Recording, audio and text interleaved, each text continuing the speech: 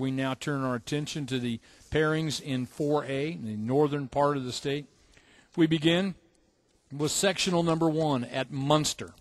On Tuesday night, East Chicago Central will play Highland.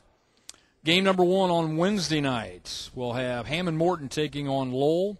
The second game of the evening on Wednesday, Gary Westside will play Munster.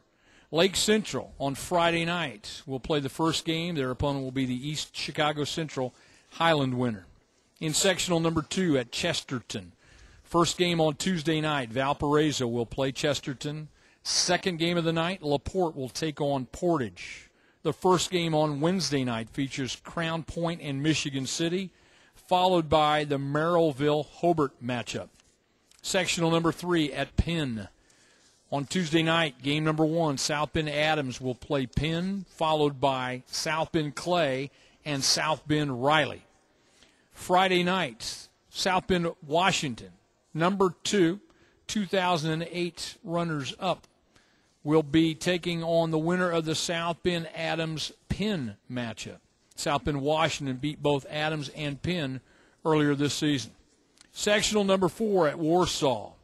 First game of the night on Tuesday evening. Elkhart Memorial, ranked number 10, will take on Elkhart Central, followed by the Concord-Goshen matchup. On Friday night, in sectional number 4, the host Warsaw Tigers will play the winner of Elkhart Memorial, Elkhart Central. And in the second game on Friday night, Northridge will play the winner of the Concord and Goshen matchup. Sectional number 5 at Fort Wayne Northrop. Northrop will play DeKalb on Tuesday night. On Friday night, game number 1, Fort Wayne Snyder takes on Carroll of Fort Wayne. The second game, East Noble will play the winner of the Northrop-DeKalb game. Sectional number 6 at Fort Wayne Northside. Game number 1 on Tuesday night, Fort Wayne Southside plays Homestead. And in the second game, Fort Wayne Northside will play Marion. On Friday, number 5, Jay County will take on the winner of the Fort Wayne Southside Homestead matchup. And Jay County beat Southside 52-33. On November the 10th, they did not play Homestead. Sectional 7 at McCutcheon. Tuesday night, Harrison of West Lafayette will play number 14, Lafayette Jefferson.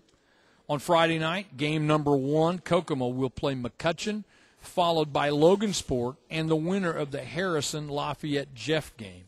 And in sectional number 8, Anderson Highland plays Connorsville, game 1 on Tuesday night, followed by the Newcastle and Pendleton Heights matchup.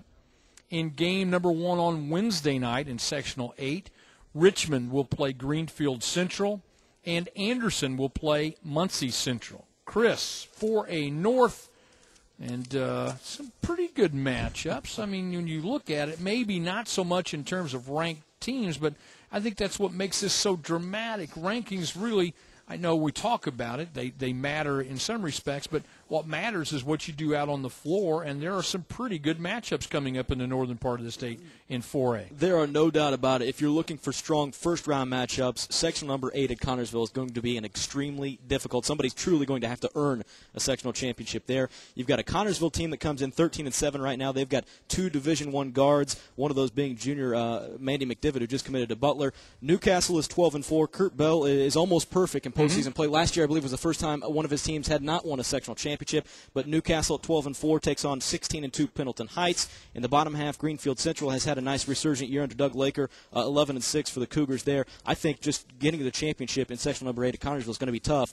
But then when you want to look further up north, some of these second-round and potential championship matchups are going to be really difficult. Go to Chesterton, sectional number 2. I mean, am I looking at this correctly? 6 of these teams in this 8-team sectional. Only one team has a losing record.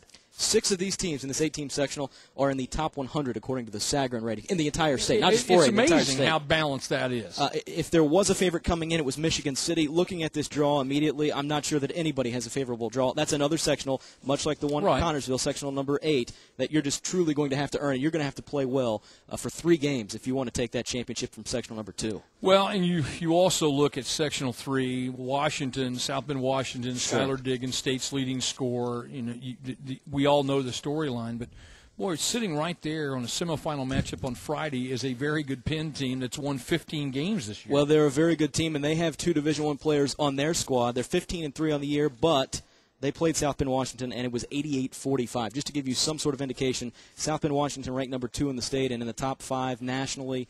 They are very strong. Skylar Diggins is one of the 2 front runners for Miss Basketball. She's bound for Notre Dame, but there's a lot more to that team. They're very talented. They know their way to Conseco Fieldhouse, and this is another potentially strong year and a long postseason possibly for South Bend, Washington. Well, there's some great matchups in sectional number 6. 4 great teams there with winning records. And I think Jay County, Fort Wayne South in the second round would be an amazing matchup.